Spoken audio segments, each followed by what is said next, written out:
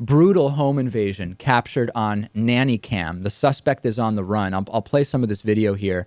We don't have to play the audio from it, just so people can get a sense of what's going on.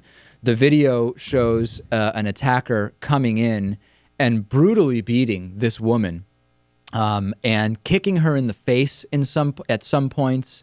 And this is all captured on what is known as a nanny cam, which is just a camera that some people install in their homes to get a sense of what's going on when the nanny is home with the kids, is kind of the idea.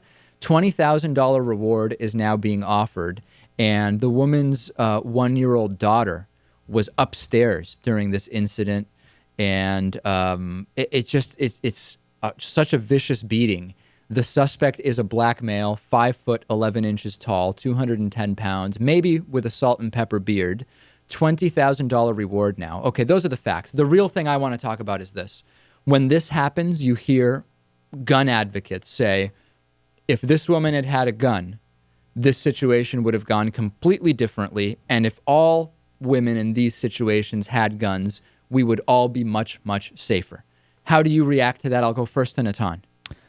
Well, there's no guarantee at all that anything would have gone differently. I mean, presumably, if you have a gun in your house, in this particular case, you would have had to have it close by in the living room to prevent this from happening.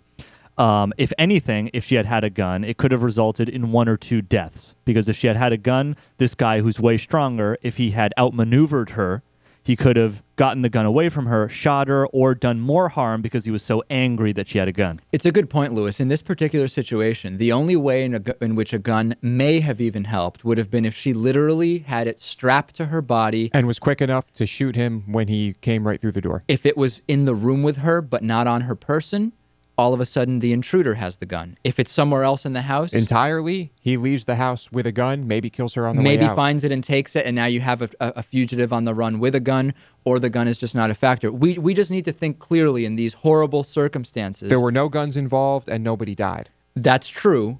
A beating which took place that was a horrific and not necessary beating happened, and that's horrible. But to assume that if a gun was in the house, this would have been much better...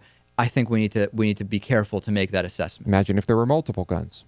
Yeah. Let's take a break. Facebook.com/David Pakman Show. We will talk to Dennis Campbell next about the legal status of Edward Snowden and also a lot more coming up today. DavidPakman.com. Click on the bright blue banner. Indiegogo campaign is ending soon. The David Pakman Show at DavidPakman.com.